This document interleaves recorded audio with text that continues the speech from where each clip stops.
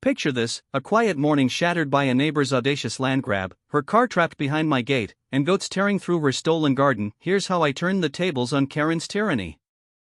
I remember the chaos of that morning as if it were etched into my bones. The kind of memory that sears itself into your mind because it is equal parts absurd, infuriating, and so surreal you almost laugh through the anger. The sun had barely crept over the hills when I stood there, red-faced and breathless, hammer in hand, yanking a length of fencing shut with every ounce of strength I had, while Karen screamed bloody murder from inside my property, her car locked behind my newly fastened gate.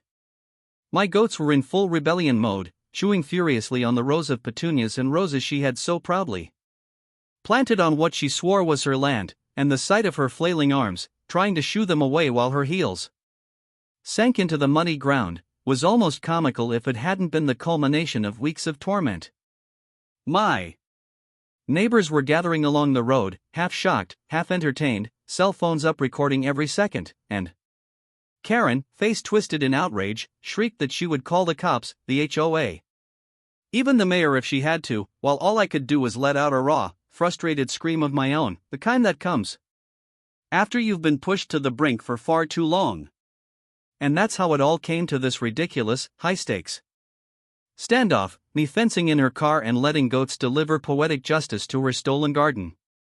The boiling point of a feud I never asked for but was destined to win. It hadn't started this way. Weeks earlier, life had been quiet. My little piece of land, a sanctuary I had worked hard to buy and keep free from chaos. I had moved out to the edge of this semi-rural neighborhood specifically to avoid the drama of city living. Yet somehow trouble found me in the shape of Karen, a neighbor who carried herself like she owned every square foot she could see. The first time I noticed something odd, it was subtle. Just a few flower pots near my fence line that hadn't been there before. I shrugged it off, thinking maybe a breeze or an accident had caused them to roll over from her side. But within days, those pots multiplied into full-blown garden beds that crept further onto my land, an aggressive invasion of mulch, ceramic gnomes, and little private garden signs that mocked the very concept of boundaries. At first, I tried civility. I knocked on her door, explaining calmly that the fence marked the property line, and her plants were on my side. She gave me that tight-lipped smile I would come to loathe, claiming the survey must be wrong, that the previous owner had always let her garden breathe across that invisible line. I contacted the HOA, thinking surely they would resolve it. But instead, Karen managed to twist the narrative, painting me as an uptight newcomer attacking a sweet longtime resident's harmless hobby. At the next HOA meeting, I was stunned when she pulled out printed photos of herself tending her shared garden surrounded by kids and dogs, making it look like some kind of community project. I barely got 2 words out before I was drowned out by people praising her kindness. The humiliation burned hotter than any summer sun. I left that meeting determined to set things straight on my own terms. Over the next week, her encroachment got worse. She started hauling in small trees, raised garden beds, even a bird bath that she positioned so close to my front path I had to step around it to get to my mailbox. When I confronted her again, she acted offended, accusing me of declaring war on nature. I couldn't believe the gall. That's when I decided I wasn't going to sit back and watch someone claim what I'd worked for. I called in a professional surveyor who confirmed without a doubt that she had moved well over 6 feet into my property. Armed with that document, I gave her one final chance to clear her mess. She laughed in my face, claiming she had witnesses who would swear the land was hers and threatened to make my life miserable if I didn't let it go. The last straw came when I returned home one afternoon to find her car parked halfway on my driveway. Her friends gathered on my side of the property, planting what looked like an entire mini orchard. I stood there, heart pounding, a sense of disbelief washing over me as they acted like I didn't even exist, one of them waving casually as if I was a stranger passing by. Something in me snapped that day. I wasn't going to watch her strip me of my rights and dignity while the neighborhood laughed behind their curtains. I made a call to a local farmer I knew and arranged for his goats to mow my grass early the next morning. Then I gathered fencing supplies, measured out exactly where my property line ended, and planned my counter strike. That morning, before the sun fully rose, I set my plan in motion. Karen arrived bold as ever to tend her stolen garden, humming like she was the queen of this patch of dirt. But this time, I was ready. I locked the gate behind her car, released the goats, and watched the chaos unfold. The animals barreled through her precious flower beds like tiny furry wrecking balls. Petals flying, dirt kicked high into the air. Karen spun around, shrieking, trying to corral them while I worked quickly, hammering fencing into the ground. My breath ragged, but my resolve unshakable. The sound of the gate locking behind her car was like a drum beat of justice. My scream, raw and cathartic, echoed across the land. A mix of victory, rage, and weeks of pent-up frustration spilling out for everyone to hear. Neighbors peeked over fences, mouths agape, phones out, and for the first time since this war began, the balance of power shifted back to where it belonged. That was the moment the whole neighborhood knew the battle for my landline was no longer Karen's game to win. It was just the beginning of the storm I was about to unleash. The morning after the chaotic showdown with the goats felt strangely calm, almost too calm, like the eye of a storm that hadn't finished spinning yet. The sun was bright, the air thick with the scent of trampled flowers and churned up soil, and my property looked like a battlefield where I had finally drawn the line, but deep down I knew Karen wasn't the kind of person to retreat quietly.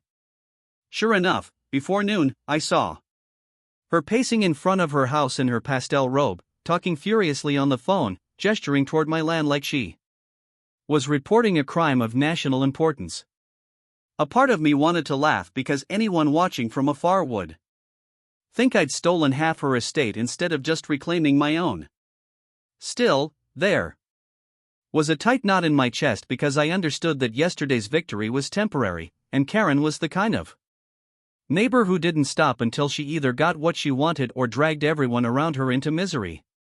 I sipped my coffee on the porch, watching as she finally slammed her phone shut and stormed inside, and I could practically feel the gears turning in her mind, planning her next move. By midday, the retaliation began. A shiny SUV pulled up in front of my gate and out stepped a man in an ill-fitting suit carrying a clipboard, followed by Karen in oversized sunglasses like she was some kind of celebrity caught in a scandal. She waved dramatically toward my land, pointing out where my fence stood, where the goats had wandered, gesturing at every patch of dirt as though I had committed environmental terrorism. The man scribbled notes and nodded along, pretending to be important. And when I came down to the gate, Karen introduced him as her personal land surveyor, claiming that his official records proved the property line was hers. I had my own surveyor's paperwork in my hand, ready to defend myself, but the man wouldn't even look at it. He just shrugged, muttering something about old maps and boundary discrepancies. Clearly more interested in pleasing Karen than the truth. It was obvious this was a stunt meant to intimidate me, a performance for any neighbors watching, painting me as a trespasser on my own property. I refused to take the bait, calmly stating I had county-certified documents, and that I would gladly have law enforcement settle this before I let anyone claim my land. Again. Karen's face tightened, and I saw that flash of frustration she couldn't hide when someone didn't bow to her. Theatrics. The rest of the day, Karen made sure to remind me I was now her sworn enemy. She dragged more potted plants near the property line, setting them up like a barricade of defiance, and started posting little laminated signs reading Future Garden Expansion Zone, as if declaring the area hers by sheer force of will.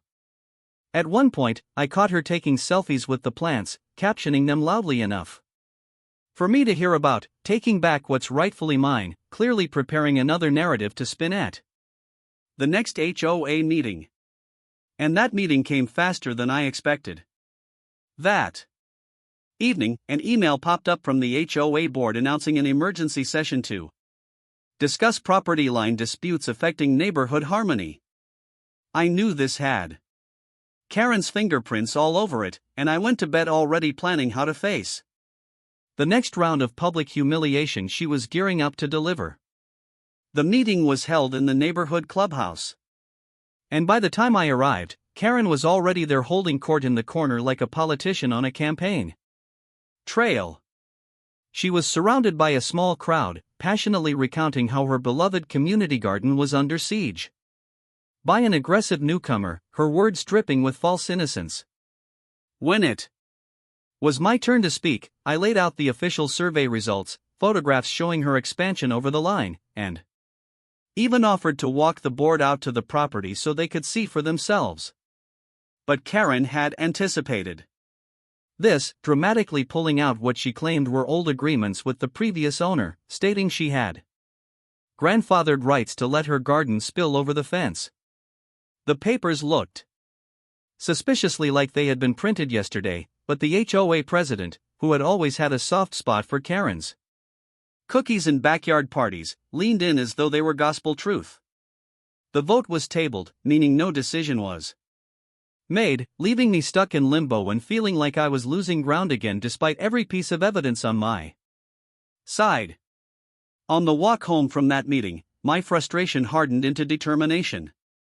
I realized that Karen's real power wasn't her fake documents or her garden.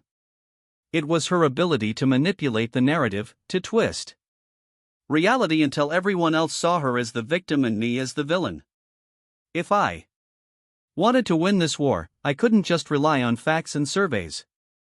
I needed a plan that would expose her for what she truly was in front of everyone, leaving no room for lies or pity plays. That night, I sat at my kitchen table, sketching out ideas. Some practical, some borderline insane, but all fueled by the same thought. I couldn't let this continue. Not for another day, another week, or another HOA meeting where she chipped away at my reputation and my rights. The next morning, my resolve was tested when I saw Karen had escalated again. Not only had she left her car half parked on my driveway as though it were a shared space, but she had set up a row of decorative lights stretching over my side of the property, plugging them into an extension cord that ran from her house across my yard like a neon line of trespass. I stood there staring, wondering how someone could be so brazen, so utterly convinced the rules didn't apply to them. A couple of neighbors passed by, offering me awkward smiles, clearly aware of the spectacle, but unwilling to get involved. That stung as much as Karen's antics. But instead of letting anger eat me alive, I walked the boundary, double-checked my fencing, and decided it was time to gather allies of my own. I called up the local surveyor again, arranged for video documentation this time, and even reached out to a neighbor a few streets over who had dealt with Karen's friendly overreach years ago and warned me that this was her pattern. She bullied people until they either moved out or let her take what she wanted. By the end of that day, I had a plan to fight smarter. If Karen wanted to play queen of the neighborhood, I'd be the one to pull the curtain back on her little empire of lies. The first step was patience, letting her think she was winning while I prepared a trap she wouldn't see coming. As the sun went down and Karen strutted back to her house, smug from a day of marking her territory, I stood on my porch, looking out over my land, no longer just a victim of her madness, but a man plotting his own counterattack, knowing that this war for a simple property line was about to spiral into something bigger, louder, and far more satisfying than she could ever imagine. The days that followed felt like a tense waiting game, a chess match where every piece on the board hummed with tension and one wrong move could tip everything into chaos. I woke each morning to new Provocations from Karen, each more brazen than the last, as if she wanted to test how far she could push me before I snapped again. One day it was her leaving a hose running across my yard, flooding a patch of earth where I had just sown grass seed.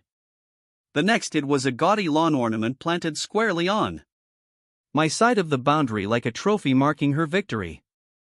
I learned quickly that Karen thrived on escalation, feeding on my frustration like it was fertilizer for her ridiculous empire of roses and garden gnomes. I could have met fire with fire, tearing up her plants or screaming matches across the fence, but something inside me had shifted after that last HOA meeting. Facts alone weren't enough, and shouting only made me look unhinged while she played the sweet, misunderstood neighbor. If I wanted to win, I needed to turn the tables, and that meant moving from defense to offense with a plan sharp enough to cut through all her games. The first step was gathering allies, and that meant swallowing my pride and knocking on doors. I started with the neighbor a few streets over who had warned me about Karen's history of accidental land borrowing. Her name was Paula, a retired school teacher with the kind of no-nonsense demeanor that made you sit up straighter just being near her. When I explained what had been happening, she gave me a knowing look, poured me a glass of iced tea, and shared her own horror story of Karen slowly expanding her fence line years ago until Paula finally paid for a new survey and fought her in front of the HOA. She'd won barely, but not without being smeared in neighborhood gossip for months thanks to Karen's gift for twisting the story. She's not just a gardener, Paula said, leaning forward, her voice low and certain. She's a land thief who hides behind cupcakes and fake smiles. If you want to beat her, you can't just tell the truth. You have to show it. Make it undeniable. Paula offered to testify if things went legal. And more importantly, she had old documents, photos, and even email exchanges from her battle with Karen that painted a pattern of behavior. Suddenly, I wasn't just one man against a nightmare neighbor. I had the beginnings of a case that could shatter Karen's carefully crafted image. Next, I called in my surveyor again, this time with cameras rolling. We walked the property line, measuring, marking, documenting every inch that Karen had stolen. I made sure the footage was crystal clear, capturing the fence posts, her planters spilling over, even the roots of her little trees creeping well into my yard. It wasn't just about evidence for a courtroom anymore. I wanted something that would play in the court of public opinion. Something that would make every neighbor who had been sipping Karen's lemonade start to question what really went on behind her pastel-painted smile. To make sure nothing could be challenged, I had the footage backed up in multiple places and shared it with a friend who was a paralegal, asking for advice on how to strengthen my case if Karen really tried to pull the legal card again. But information alone wasn't enough. I needed a way to flip Karen's tactics against her, to put her in a situation where her lies would unravel in front of everyone. The opportunity came sooner than expected. A few evenings later, as the sun dipped low and the street was quiet, I caught Karen sneaking over with a can of spray paint, marking a new line on the grass several feet deeper into my property. She thought no one was watching, but I was hidden behind my truck, phone camera recording as she muttered to herself about setting the record straight. That video was gold, undeniable proof of her deliberate boundary creeping. And as soon as I had it, the pieces of my plan began to click together. I wasn't going to yell or beg or plead with the HOA anymore. I was going to make sure they couldn't ignore what was really happening. Meanwhile, Karen continued her campaign of intimidation. She sent me passive-aggressive notes in my mailbox claiming that community space is meant to be shared and good neighbors don't hoard land. She parked closer and closer to my driveway every day, once even leaving her car blocking my gate for hours while she claimed to be just visiting another neighbor. I stayed calm on the surface, But every one of these stunts added fuel to the fire of what I was building. Quietly, I reached out to a few more neighbors, especially those Karen had charmed over the years. I shared what little footage I could without escalating too soon, planting seeds of doubt about her saintly image. Some still looked skeptical, but others nodded slowly like they'd seen glimpses of the same behavior before, but had been too afraid to say anything. Then came the chance to strike. The HOA scheduled another meeting to resolve lingering property disputes. And I knew Karen would come armed with her fake surveys, her crocodile tears, and her practiced speeches about harmony and kindness. This time, I was ready. I walked in with a folder thick with official surveys, Paula's old documents, showing Karen's history of encroachment, witness statements, and most importantly, a USB drive loaded with videos of her spray painting false lines, tearing up markers, and blatantly lying about where her land ended and mine began. When it was my turn to speak, I said nothing for the first few seconds, just plugged in the USB and let the footage play on the big screen at the front of the room. The silence was electric as Karen's voice filled the room, muttering about claiming this space for herself while committing what everyone could see was intentional trespassing. Faces in the crowd shifted from polite smiles to shock, whispers spreading like wildfire. Even the HOA president leaned forward, jaw tightening. As the myth of sweet, misunderstood Karen crumbled in real time. Karen tried to recover, stammering about misunderstandings, claiming the video was taken out of context, but for once, her words fell flat. The room wasn't buying it anymore, and I could feel the tide turning, the power dynamic that had been tilted in her favor from day one finally leveling out. The meeting ended without a final verdict, but I left, knowing I had cracked the shield she had built around herself. Neighbors who had once sided with her avoided her gaze on the way out, and a few even gave me quiet nods of support. That night, back at home, I sat on my porch and felt something I hadn't felt since this whole mess began. Momentum. I wasn't just reacting to Karen anymore. Wasn't just trying to protect what was mine while she played the victim. I was building a strategy that would leave her no escape route, no way to keep lying without the whole neighborhood seeing the truth. It wasn't over. Not by a long shot, but for the first time, I believed that I could beat her at her own game. And when I did, it wouldn't just be about property lines. It would be about finally teaching her that actions have consequences, especially when you pick a fight with the wrong neighbor. The following week arrived like the buildup to a storm you can feel in your bones, thick air heavy with anticipation. Every interaction with Karen laced with the kind of tension that could ignite with the slightest spark. I woke up early each morning with the same thought running through my mind. This had gone on long enough, and if I didn't take decisive action soon, Karen would find a way to twist everything back in her favor, no matter how much evidence I had. She had been quieter since the HOA meeting, but it wasn't the silence of defeat. It was the silence of someone plotting a counterattack. And I wasn't going to sit back waiting for the next blow. I decided it was time to set boundaries she couldn't ignore, both figuratively and literally, because if there was one thing Karen respected less than truth, it was property lines she couldn't easily cross. So, I got to work, calling in a friend from a local fencing company to help me put up a temporary barrier that would make it impossible for her to stroll onto my land like she owned it. The plan wasn't just about a fence, though. It was about sending a message that the days of me staying passive while she played queen of the neighborhood were over. By mid-morning, as the crew started unloading fencing panels, Karen emerged from her house like a hawk spotting prey. She marched straight to the edge of the property, arms folded, eyes wide with manufactured indignation, demanding to know what I thought I was doing. I kept my voice calm and even, telling her I was simply reinforcing the actual property line based on official surveys. She laughed. That high, condescending laugh she used whenever she was cornered, accusing me of harassment, of trying to wall in the community spirit, of turning a friendly neighborhood into a prison.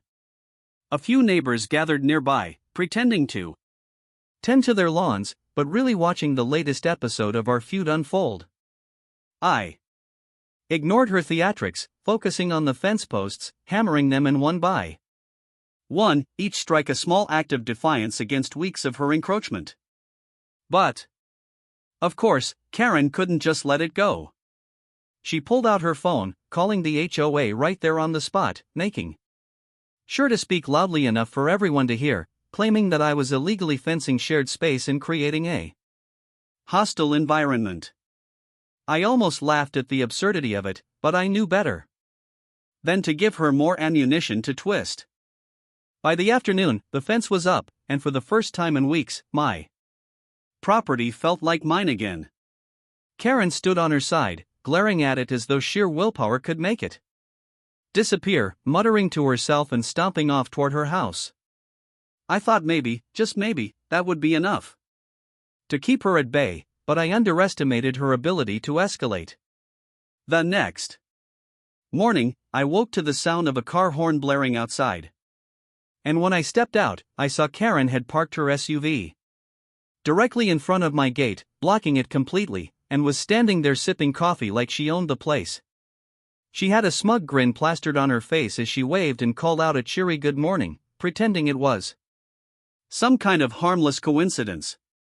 I clenched my fists, fighting back the urge to scream because I knew that was what she wanted, to make me lose control while she played the victim. I turned around, grabbed my phone, took pictures of the obstruction, and called a tow truck, watching her face twist from smugness. To panic when the truck arrived was the first satisfying moment of the day. She tried to argue with the driver, claiming it was her right to park there, but the man simply pointed out the no parking zone and hooked her car up without another word. The neighborhood watched as her precious SUV was hauled off, and for once, she had no comeback. Still, Karen wasn't done. Later that day, she came back with reinforcements, too. Friends who immediately started rearranging her garden pots along the fence line, pushing them as close as legally possible, muttering loudly about land hogs and selfish neighbors.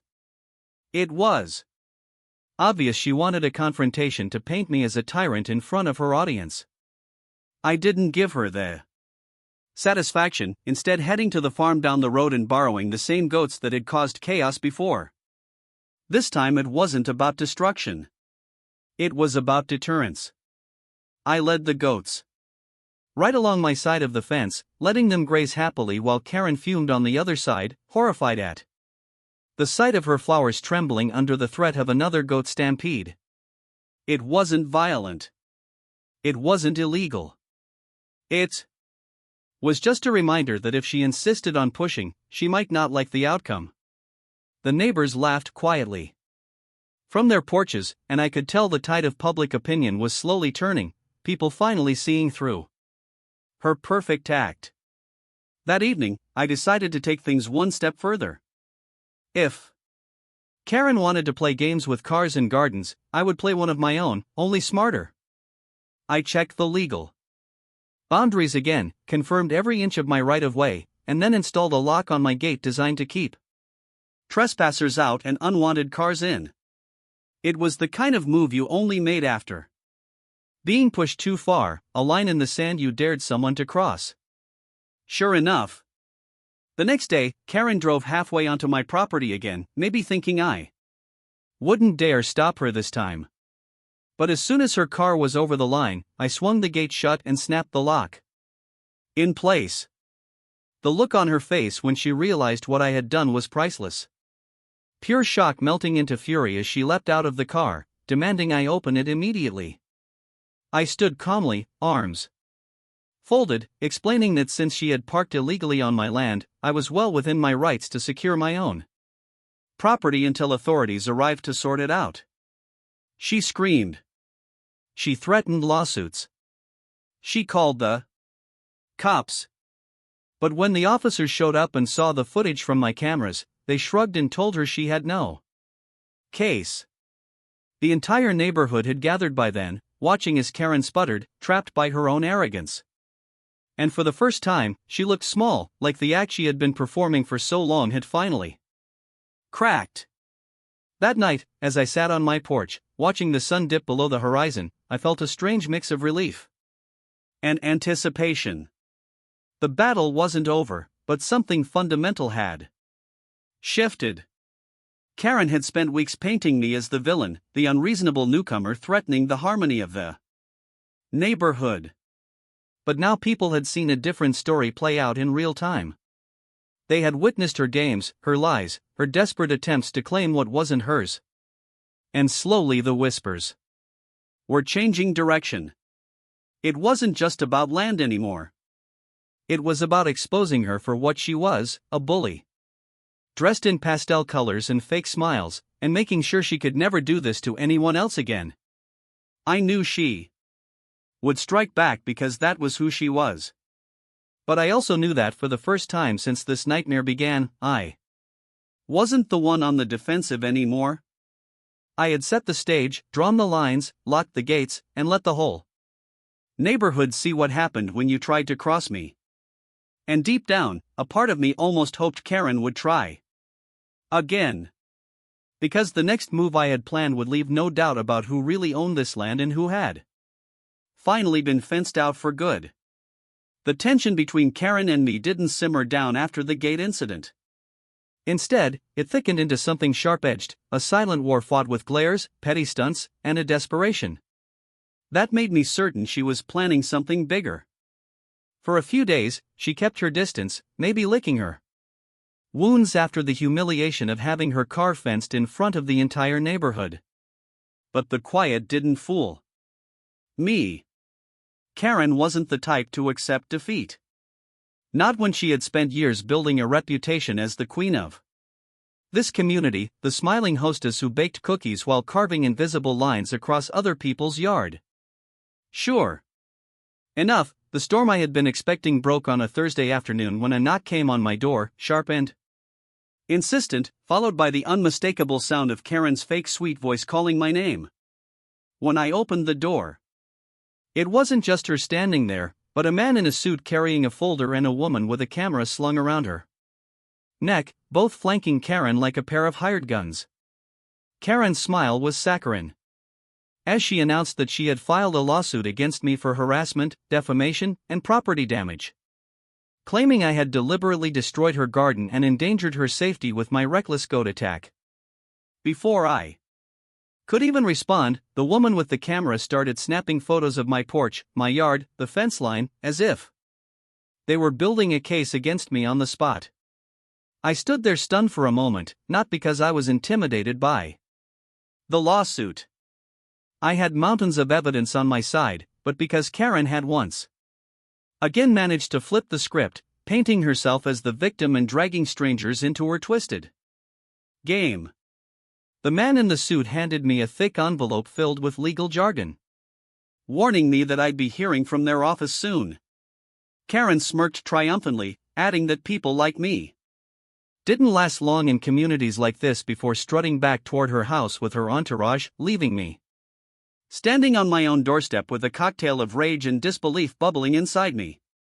That night, as I read through the so-called legal documents, it became clear this wasn't a real lawsuit yet. Just a threatening letter meant to scare me into backing down or handing over part of my property to avoid a drawn-out battle. It was another manipulation tactic, but a dangerous one, because if she managed to convince enough people I was a menace, the HOA might actually force me to make concessions just to keep the peace. The next day, things escalated again, this time on a different front. A local online news outlet ran a headline that made my stomach drop. Beloved community gardener harassed by new neighbor in land dispute. The article was filled with Karen's lies, painting me as some aggressive antisocial newcomer waging war on a harmless woman just trying to beautify the neighborhood. There were photos of her flower beds before the goats had trampled them, carefully cropped to hide the property line, and a quote from her about fearing for her Safety after my violent outbursts. Reading it, I felt like I was trapped in some alternate reality where truth didn't matter, only who could spin the better story. And Karen, as always, was a master storyteller when it came to painting herself as a saint wronged by the cruel world around her. My phone buzzed non-stop all day. Messages from acquaintances asking what was going on. A few even suggesting maybe I should just let her keep the space to avoid trouble. That was the moment I understood Karen's true goal. She wasn't just after a patch of land anymore. She wanted to crush me, to make me look so bad that even if I won legally, I would lose socially, isolated in the very neighborhood I had moved to for peace. But Karen had underestimated one thing. I wasn't going to fight her on her terms anymore. If she wanted to turn this into a public battle, I'd give her one. Only this time, armed with more than just surveys and frustration, I called Paula and a few other neighbors who had quietly started siding with me after seeing Karen's antics firsthand. We gathered in my kitchen that evening, going through every piece of evidence I had collected: the official survey, videos of Karen spray painting fake boundaries, footage of her parking on my driveway, blocking my gate, even audio of her threatening to make my life miserable. Paula contributed her own trove of documents from years ago, proving this wasn't an isolated incident, but a pattern Karen had repeated with other homeowners. By the time we were done, we had a mountain of truth that no amount of cookies or fake tears could cover up. The next step was exposure. I reached out to the same local outlet that had published Karen's sob story and sent them the real evidence. Not just words, but undeniable visuals that showed the truth of what Karen had been doing. At first, they hesitated, clearly reluctant to go up against the neighborhood's self-appointed sweetheart. But when they saw the videos of Karen sneaking across my yard with spray paint in hand, her voice on camera muttering about claiming the space, they agreed to run a follow-up piece. The headline that went up 2 days later flipped the entire narrative. Property dispute takes turn as new evidence emerges against beloved gardener. The article included screenshots from the videos, quotes from Paula and other neighbors who had been victims of Karen's land grabs, and a detailed explanation of the real property boundaries backed by county record. The story spread fast, and this time the whispers in the neighborhood weren't about me. They were about Karen, about how long she had been getting away with this, about whether anyone could really trust her anymore. Karen didn't take it well. She stormed onto my driveway that evening, screaming that I had ruined her life, that she would sue me for slander, that I had turned everyone against her. But there was no audience this time, no sympathetic neighbors rushing to her side. Instead, people stood on their porches, arms crossed, watching as Karen's mask slipped completely. I stayed calm, telling her that all I had done was tell the truth, and that if she wanted to keep pushing, I was ready to finish this. In court, her face went red, her voice cracked, and for a moment, I thought she might actually realize the war was over. But Karen wasn't someone who conceded gracefully. She stomped back to her house with a final threat hanging in the air. If I thought this was finished, I had another thing coming. That night, sitting on my porch under the stars, I felt the weight of weeks of battle pressing down on me. But there was also a flicker of satisfaction. Karen had tried every dirty trick in the book. Lies, manipulation, fake legal threats. Even dragging the press into it, and for the first time, her tactics had backfired. The neighborhood had seen her for who she really was. And while I knew she wasn't done, her power was slipping. The balance was finally shifting in my favor. Now it wasn't just about defending my land. It was about making sure Karen never had the chance to pull this on anyone else again. The morning after Karen's last screaming fit carried an eerie stillness, the kind that makes you feel like the world is holding its breath before something big happens. I had barely slept, my mind spinning with plans and possibilities, knowing that this feud had gone beyond simple boundary disputes and turned into an all-out war for respect and truth. Karen had taken swings at my reputation, my peace of mind, and my property, twisting everything to make herself look like the victim. But now that the neighborhood had started seeing cracks in her mask, I realized this was my one chance to end it. Not just win a skirmish, but crush every false narrative she had built so thoroughly that she'd never dare pull this stunt on anyone again. The idea had been simmering in my head since the first time I caught her trespassing, and now it was fully formed. I would set a trap, not just a physical one, but a plan so perfect that when it snapped shut, Karen's lies would implode in front of the entire neighborhood and every authority she had tried to manipulate. I spent the next few days working quietly, giving Karen space to think I was finally worn down, that all. Her threats and public shaming had broken me. But behind the scenes, I was preparing every detail, gathering allies, installing cameras with better angles, and coordinating with a friend in law enforcement who had dealt with property disputes before. The goal wasn't vengeance for vengeance's sake. It was to create a situation where Karen's actions would be undeniable, caught in real time, leaving no room for her tears, fake documents, or twisted stories. I knew her patterns well by now. Karen couldn't resist trying to reclaim her garden whenever she thought I wasn't watching. Couldn't stand seeing a boundary enforced that she didn't control. That predictability would be her downfall. 2 days before I planned to spring the trap, I started noticing Karen acting unusually friendly, offering me a wave in the mornings, even trying to strike up casual conversation about the weather as if the past few weeks hadn't been filled with hostility. It was laughable and transparent, and it confirmed my suspicion that she was planning something. Perhaps one last attempt to bulldoze over my boundaries while pretending it was all a misunderstanding. I played along, nodding politely, but never letting her get close enough to see what I was setting up. I reinforced the gate, oiled the hinges to make sure it moved fast, set up motion sensors that would alert me the second she stepped onto my property, and even coordinated with the same goat owner who had helped me once before.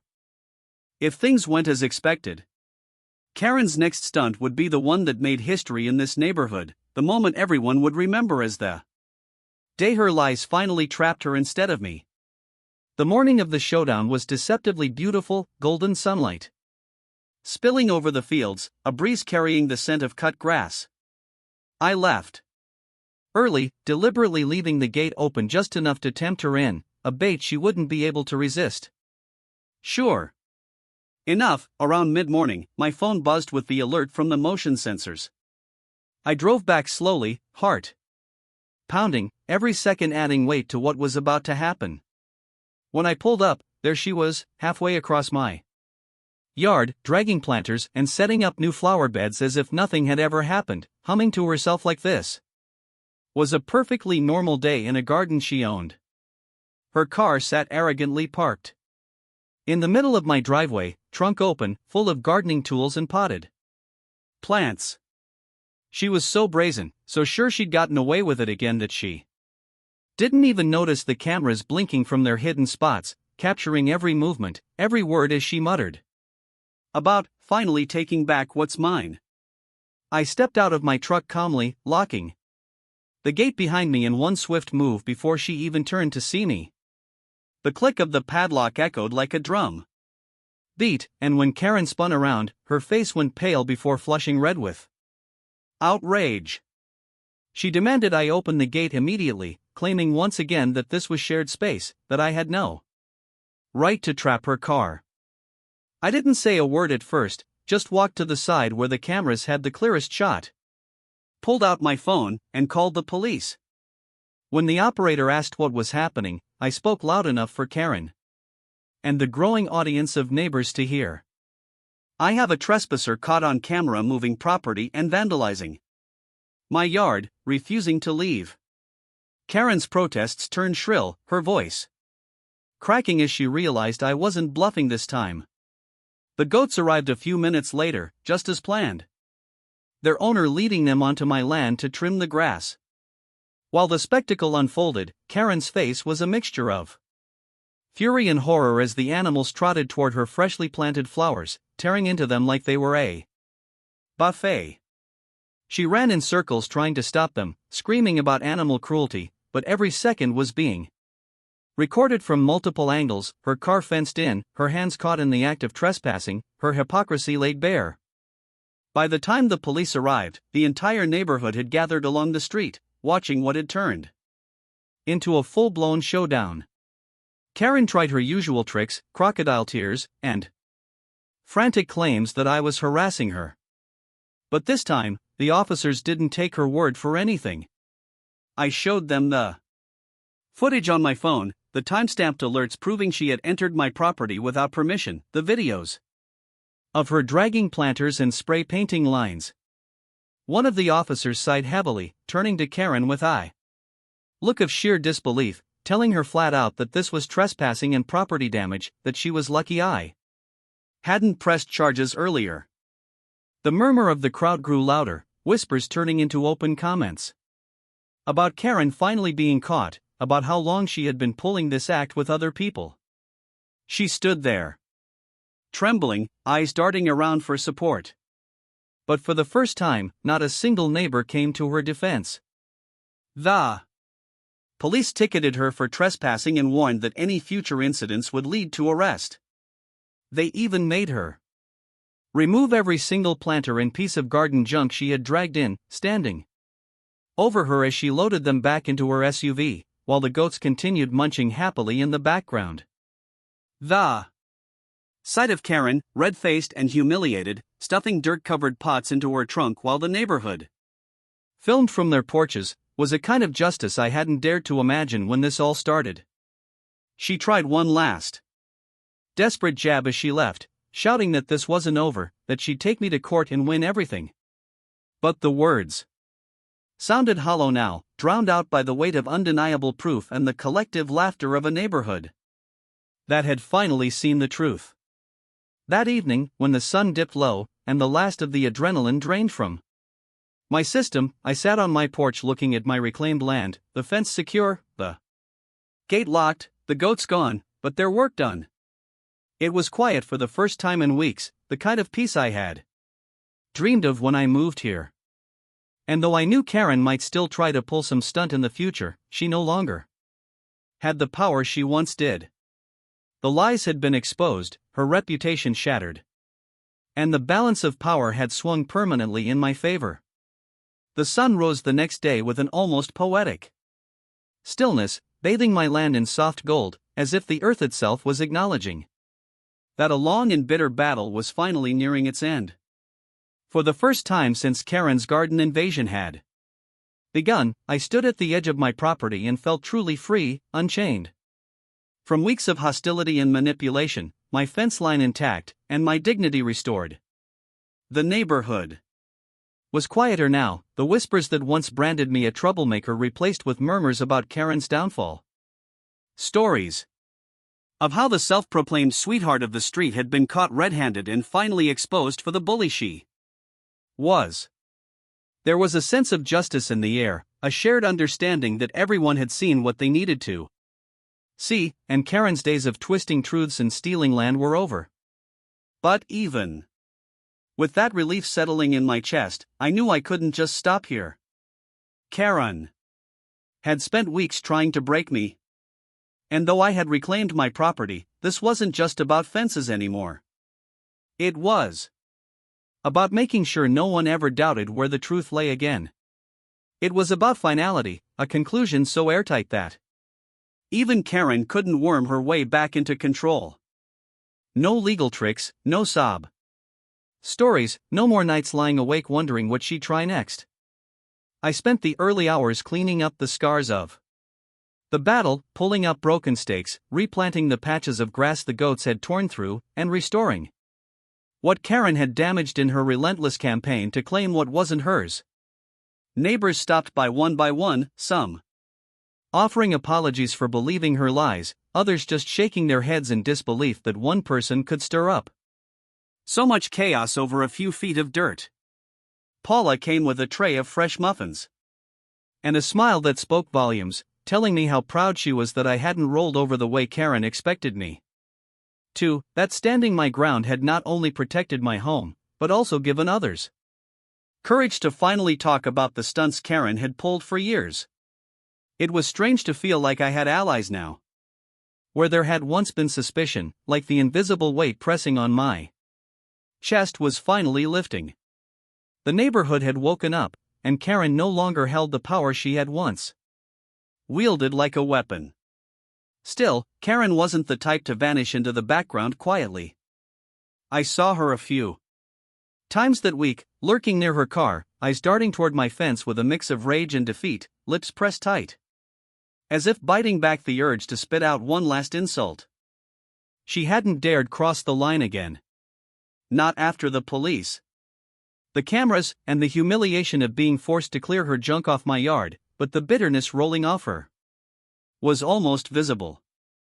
I knew she was plotting some last attempt to salvage her reputation, probably thinking of ways to twist the story again, maybe even imagining some legal Hail Mary that could win back what she'd lost. That was exactly why I decided the ending of this war wouldn't come from me simply defending what was mine. It had to end with Karen's lies dismantled in such a public, undeniable way that there'd never be a round two. A week later, the HOA scheduled one final meeting to formally resolve the property dispute. The entire neighborhood was invited, and it was clear from the packed clubhouse that everyone wanted to witness the conclusion of the feud that had dominated street gossip for months.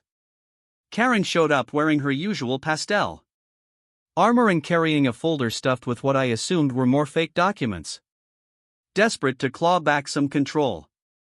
But this time I came armed with more than just surveys and word. I had the full collection of videos from start to finish, her first encroachments, her lies at previous meetings, the spray painting of fake boundary lines, her parking on my land, blocking my gate, screaming insults, and finally the grand finale where she was caught trespassing, car-trapped, goats tearing through her stolen garden while she screeched about rights she never had. Every second was time-stamped, every piece of evidence irrefutable, every angle recorded clearly. When my turn came to speak, I didn't raise my voice, didn't rant about fairness or justice. I simply connected my laptop to the projector and hit play. The room went silent except for Karen's own voice filling the space, a damning soundtrack to weeks of deception and entitlement unraveling in front of her entire audience. Neighbors gasped, heads turned toward her with growing disgust as each clip rolled layer upon layer of her scheme laid bare. Even the HOA president, who had once taken Karen's side unquestioningly, sat back in his chair, looking pale, realizing how much they had enabled her chaos. When the final clip ended, showing police escorting Karen off my property while she hurled empty threats, I turned to the room and simply said that I had moved here for peace, not war, and all I ever wanted was to live without someone stealing what I had worked for. The silence that followed was heavier than any argument Karen could make. Karen stood to speak, stuttering, trying to spin a new tale about misunderstandings and emotional distress. But no one bought it anymore. Her power had dissolved under the weight of undeniable truth. And for once she had no applause. No sympathetic nods, just a room full of people who finally saw her for what she was. The HOA ruled decisively in my favor, not just affirming the boundary lines, but issuing a formal warning that any future harassment or false claims from Karen would result in fines and potential legal action. When the meeting adjourned, Karen stormed out, face blotched red, slamming the door behind her. And just like that, the reign of chaos she had ruled over this street with for years was over. Walking home that night, I felt lighter than I had in months. The lights of the neighborhood glowed warm instead of hostile. People waved instead of staring, and my land stood untouched, mine in every sense of The word. There was no more fear of what Karen would do next. No more waking up to find new trespasses, no more lies poisoning the air. I had fought tooth and nail for what should have been simple. But in the end, it wasn't just about winning against Karen. It was about proving that bullies only win when people let them, that sometimes you have to scream, set traps, and let goats loose. Just to remind the world you can't be pushed off your own ground. Weeks later, Karen put her house up for sale. The sign went up quietly one morning. No open house, no realtor parading buyers. Around like she once had with other people's land under her feet. By the time the moving truck arrived, most neighbors didn't even bother waving goodbye. She left with the same bitter glare she'd worn since the day her lies collapsed, driving away from a neighborhood that had finally stopped tolerating her games. As I watched her go, there was no triumph, no gloating, just a deep, satisfied calm, knowing the nightmare was over, and peace had returned for good. That evening, as the sun sank low and painted my yard in a soft glow, I leaned on the sturdy fence line that had caused so much trouble and felt a surge of pride. I had stood my ground, outsmarted every trap she laid for me, and shown that truth and persistence could beat even the most relentless manipulator.